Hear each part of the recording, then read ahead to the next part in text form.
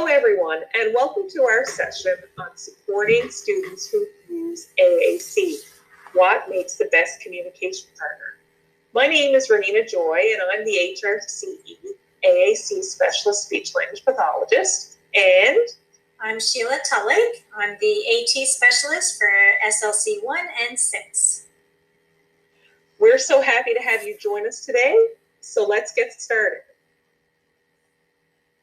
During this session, what we hope you will take away is some information around what AAC is and also what qualities and characteristics make for the best communication partner for our students who use AAC, and then also what are some of the strategies and best practices that we use for teaching communication to our students who have complex communication needs.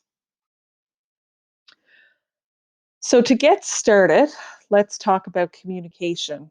Communication is a fundamental human right, and we are all born with the ability to communicate in some way, whether that be verbal speech or we learn to acquire a different type of communication mode, but we are all entitled to the right to communicate. So anyone who cannot get their daily needs met with using their spoken language would be candidates for AAC, and they would likely benefit from some form of augmentative alternative communication. And this also includes individuals who have speech that's extremely difficult to understand. So what is AAC? AAC stands for Augmentative Alternative Communication. And the augmentative piece is that we use some type of communication aid to supplement spoken language. So an individual may have some form of spoken verbal language that they use, but it may be tricky to understand. And so we would use AAC to kind of augment that. And then the alternative piece is that we use alternate modes or alternate systems to teach an individual to learn how to communicate, and they use that instead of their verbal output, their spoken language. So an AAC can take many different forms. So anything that's used to express our thoughts, needs, wants, and ideas other than speech, which could be picture symbols or high-tech systems like an iPad with Proquo to Go. Sometimes we use buttons that are called voice output communication aids, sign language, gestures, even written language are all forms of AAC. One thing we do know is that an important predictor of success in learning how to use an AAC system is having good communication partners. And we can't really stress that enough. Having a good communication partner really can change the course of communication learning for our AAC users. And if you think about it, communication is the essence of human life. It's really fundamental to everything we do as human beings. And communication is a two-way situation. You cannot engage in a communication interaction if there is not another individual involved. Communication really, at its core, is about touching other people and about having those people touch our lives. So if you just think about that, how vitally important communication is to our participation in daily life and how it really is at the center of everything we do as people. So, as Renina has said, having a good communication partner is key to a child's success with their learning their communication system. They're learning a new language, which takes a lot of time and effort, and a lot has changed in our knowledge about how we help a student to use AAC. When I first became a Learning Center teacher, we were just beginning to see a huge increase in AAC options with the introduction of iPads and apps. And now, almost 15 years later, we have so many more choices and options than we had before. And with this has come an increased knowledge on some best practices. And one of the critical criteria in the success is the communication partner. So we are the key, which is going to help unlock the child's potential. So let's look at some of the key qualities and values that make the best communication partner. We wanted to start off this section with this quote because we thought it spoke to the core of what we really do that counts for these individuals who use AAC.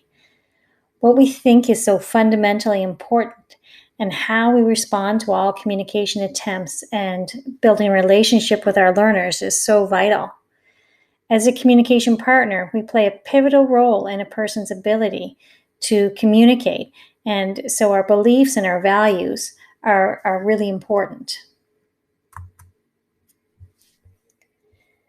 One of the first things we need to do is to presume potential. So we need to believe that no matter how they present themselves, that they have the potential to learn, to communicate, and to connect with us in a meaningful way. And as a communication partner, that's our job. Our job is to presume potential and to provide as many opportunities as we possibly can in order for them to become the most successful communicator they can be.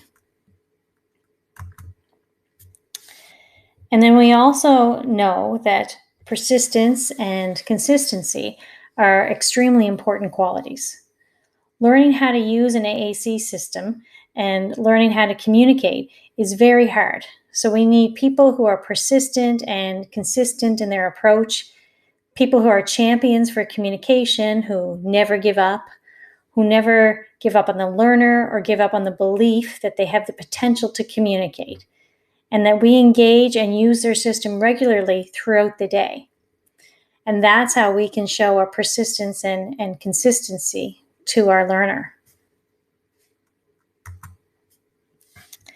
Beyond that, we also know how important being interactive and engaging is.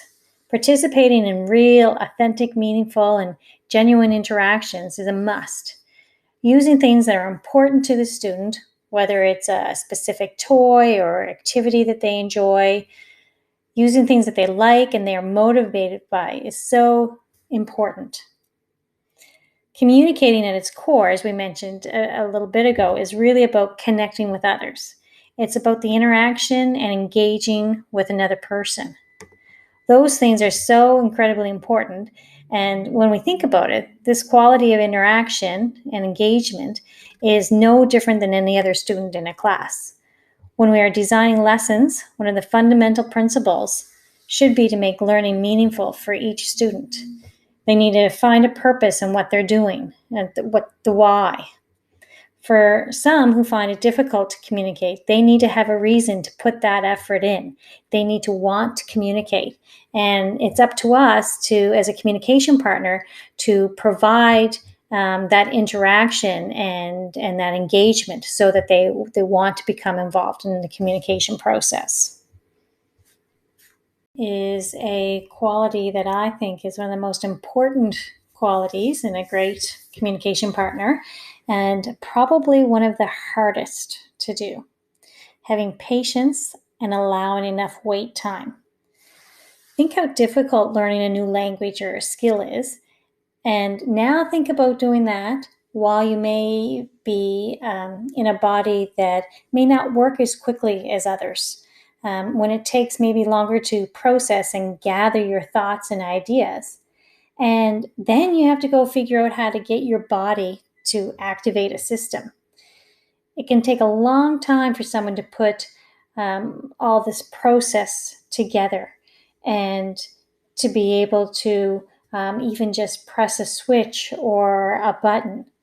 So many of our students need us to be patient and to practice waiting. One of the things when I'm working with some of the students, who I know need more time, I intentionally try and slow myself down and remind myself to provide that adequate time. So I usually have little strategies that I try and do this. Maybe I would count to 10 in my head between sentences before I go on to the next thought that I have when I'm communicating with the student. Just trying to allow them time to process and to respond if they're going to. So allowing for communication to happen is one of the most powerful qualities I think we can have as a communication partner.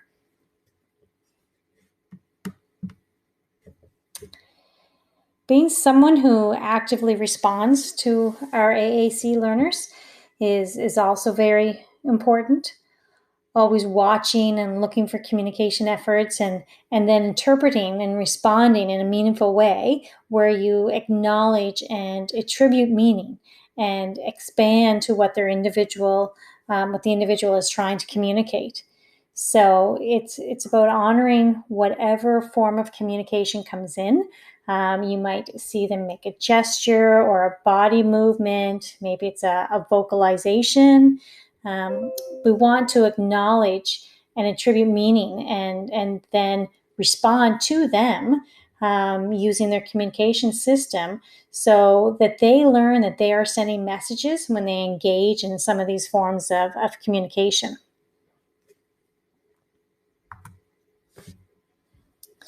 So, really, in order to be the best superhero for AAC, you know the superpowers that you would really have at your core as a communication partner would be the belief that communication is possible. So having a willingness to listen and learn, and knowing that you're patient and provide time for a response. Those are the things that make the best communication partner and set a student up for success. If we take this one step further, and as we mentioned earlier on when we talked about the quote, it's our mindset and how we think about the student being able to learn to communicate. It's so crucial and so important. Oftentimes when we look at what we may be recommending or suggestion in terms of what we think a student's communication system could be, we hear things like it's too complicated, or I can't even do it, so how are we going to expect the child to do it? They don't have these skills to be able to use this program. It's all things that we may think at the beginning, but we need to presume that they have the potential and provide the opportunities for them to learn. And we know that learning comes in really small steps, but that is what we can do as a great communication process or partner. Instead of thinking of this as as a deficit, we have to come to it, reframe our thinking, and come to it in a positive light, and say to ourselves, "How can I be the best communication partner, and what strategies can I use to support this person?" So, for instance, if the system feels too complicated or overwhelming to you, you can say to yourself, I'm going to break it down and learn just one little piece at a time. And by starting off in these small little chunks, you will become more comfortable. And so will the student, because really we're learning alongside with them. And we have to give ourselves time and patience, in addition, not just the student. So I guess one of the biggest takeaways we hope you have from today's session is to recognize the power of positivity. And the best thing we can do to support our students who are learning to communicate using AAC is to have the right mindset. Let's presume they have the potential. Let's be patient with ourselves, just as we are learning with the students. And let's be willing to learn, knowing that this is a marathon and not a race. So now I'm going to pass things back to Renina, who's going to look at some teaching strategies and best practices. So, in terms of teaching strategies and best practices, there are four main ones, and they include modeling, creating communication opportunities, prompting, and core vocabulary. So let's go through the next few slides to talk about each of these separate strategies. So, this is a quote, a statistic that really resonated with me the first time I read it. It resonated so very deeply, like right to my core. And if you think about this for a second, it really is quite profound. So, a typically developing 18-month-old has been exposed to about 4,400 hours of spoken language input. So, that's about 8 hours a day from the time they're born, they're spoken to, around 8 hours a day. So, if we think about that for a second and we consider a child or a student who uses an AAC system, if they only get exposure 10 minutes per day, every day, or a couple of half-hour sessions per week, it's going to take that child 84 years to have the same amount of language exposure as a kid who is a typically developing 18-month-old. That is pretty significant. So when we think about that from a language learning point of view, an AAC learning point of view, what we do know is that in order to teach AAC, we need to speak AAC. And this teaching strategy, one that I think is extremely important, probably the most important of all teaching strategies, is called modeling. You may also hear it referred to as aided language stimulation or aided language input or aided language modeling. They're all the same thing. And essentially, what it means is we need to show the student, the children who use AAC, how to use it. So, modeling is just that. It means that you're using the communication system or communication device while you talk to show what you're saying. So, for example, when you're finishing an activity, you might say, "We're all done now," or "We're finished," while pointing to the all done symbol on the AAC system, or a ring of cards, or um, a picture symbol that's attached to a tabletop surface, whatever it may be. But you are using speech and then you're pairing that with some type of symbolic communication, whatever form that may take. So let's watch this short video that talks a little bit more about modeling.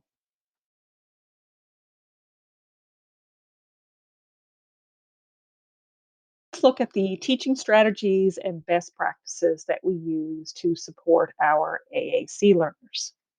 Modelling. Use AAC to teach AAC. No matter where you are in your adventure to build communication with AAC, modelling is a valuable strategy. Modelling means you point to words on the AAC tool as you speak. Ready, set, Go. go! Look, I like this book. Ah, look, we go to places, more outdoor places. Beach. We go to beach. We went to the beach. You cannot simply place an AAC tool in front of someone and expect that they will know how to use it to communicate. We need to model. AAC learners need to see AAC in use to communicate real messages in real situations. So, point to words on the AAC. When you first start, it can be difficult and feel clumsy. Everyone feels that way at first. Start small and build up your modelling. Focus on a few words to model at first. Every time you model, it will get easier. The most important thing is to start, give it a go. Get others involved. Who else in the team can model? Get friends, family members, classmates, and siblings modeling. The more the merrier. Now, you can model on your iPad or device, or even on a paper-based version. Model throughout the day, especially during real, meaningful, and motivating activities. Model in conversations. Show how you can use different words to communicate different messages. You do not have to model every word that you say. And sometimes the grammar might be wrong. All these things are okay. Modeling does not need to be perfect. You will make mistakes. Every time the learner sees you model, it builds their knowledge. Your modeling will help them to learn how they can use words to communicate. Make it fun and enjoy the adventure. For more information, read our full article in Learn AAC. Okay, so that is a video about modeling. You see, it's pretty simple. You point to the words on the communication device or the low-tech board, the symbolic representation of the message that you are trying to communicate. So the next teaching strategy or best practice is around creating communication opportunities. Research will show that AAC learners need about 200 opportunities a day in order to become effective communicators and be able to use their communication system, efficiently and effectively. So, in order to do that, it's also important that our students who are complex communicators learn to communicate for a variety of different reasons. So, building in opportunities for students to communicate for different reasons throughout the school day is extremely important. And we need to remember that communication is far more than just requesting. And we really should be showing students a variety of different reasons to communicate. Like, we don't just communicate to express our wants or needs. That is one of the reasons, but we also communicate for the purposes of getting and giving information, social interaction, and building relationships with other people. And we also use strategies to help us become better understood.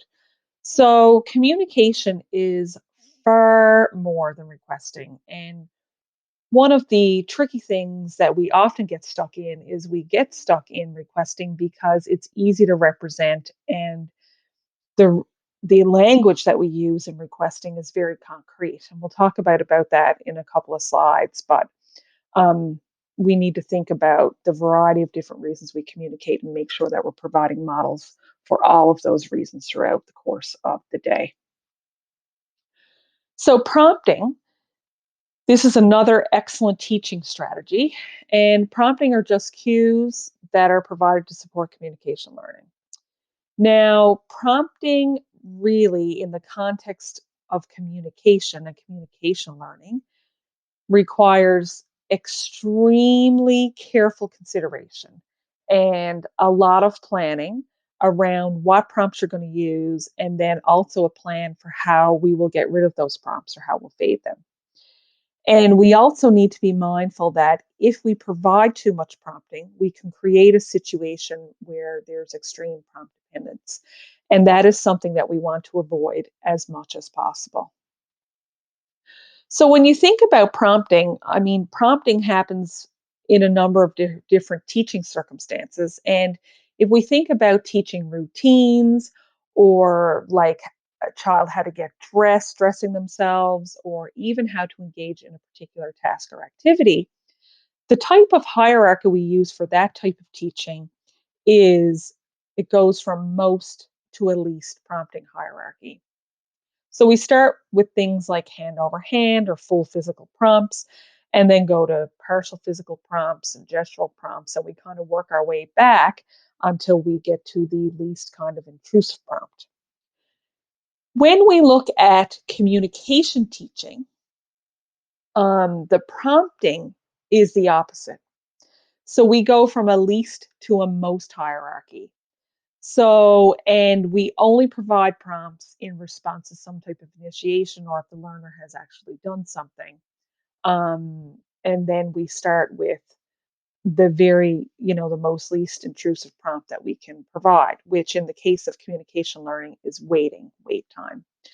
So we wait, our rule of thumb usually is 10 seconds. That's what the average learner will require in terms of wait time. But you may have learners that require more or less than that. So you may need to provide 15 to 30 seconds. with, and making sure that you're looking expectantly and you have a facial expression that invites the fact that you want the learner to do something. From there, we move up to an indirect or a less direct kind of verbal prompt. So you might say something like, huh, I think maybe you might have something to say. I think you might need to tell me something.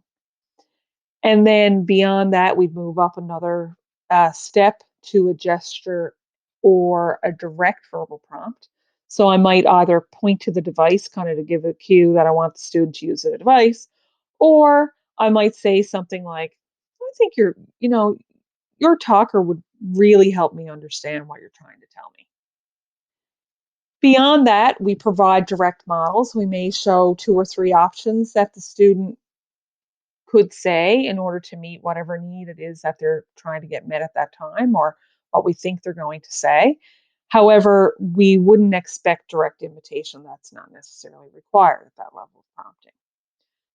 So, and in this situation, when we're looking at prompting around communication, we're really looking for that initiation of communication, and we're just interested in the communication piece of it, not necessarily um, the specific language that we think we want the student to use.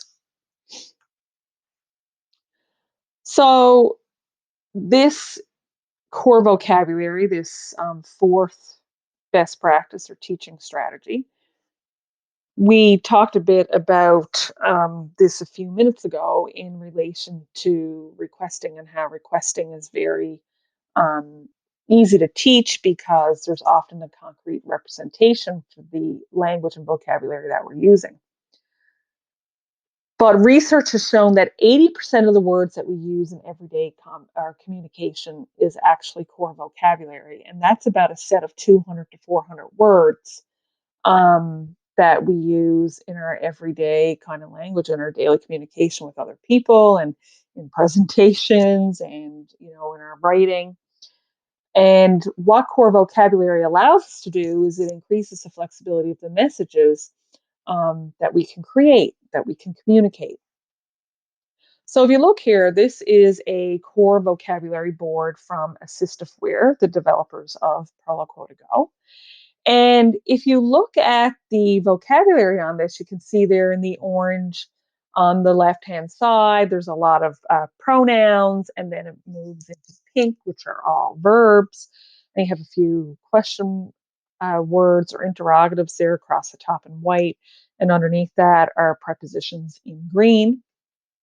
And then there's some like adjectives and conjunctions there along the right-hand side.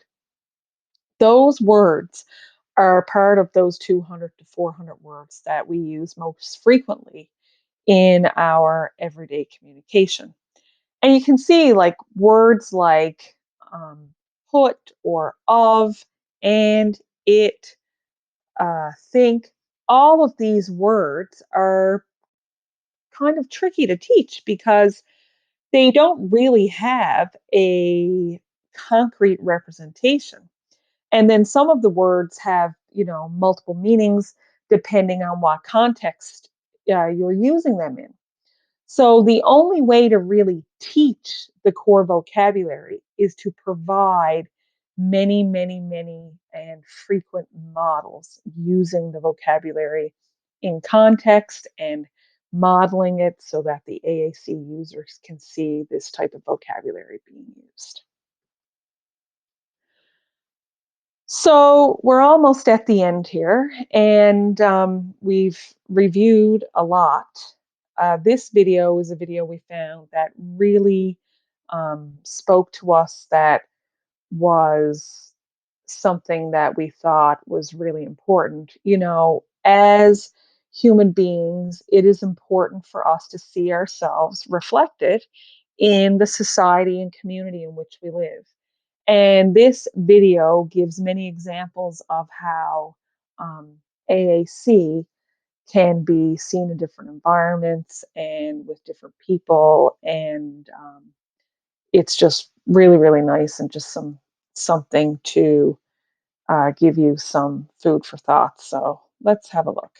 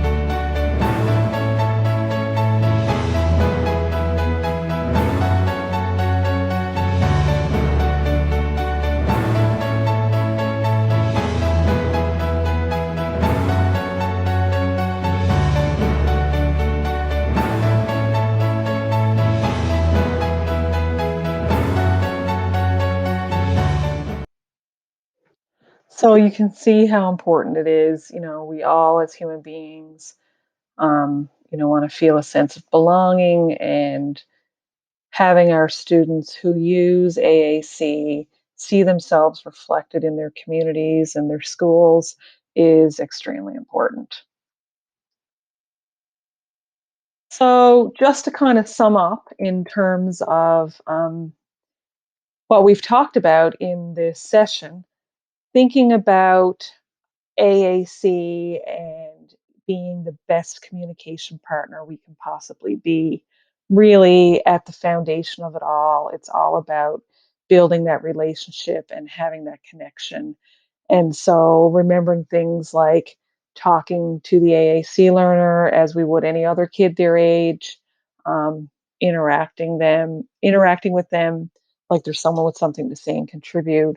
Being relaxed and friendly, not applying any pressure, and having real meaningful communication around the things that we're doing, the activities, their interests, all of those kinds of relationship building um, things that we would do with all of our learners, making sure that we also do that with our individuals who use an augmentative or alternative communication system.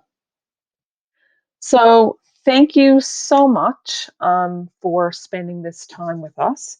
Here's some contact information for our assistive technology specialists, Sheila, Leon, Richard, Lindsay, and also email for myself, Renina.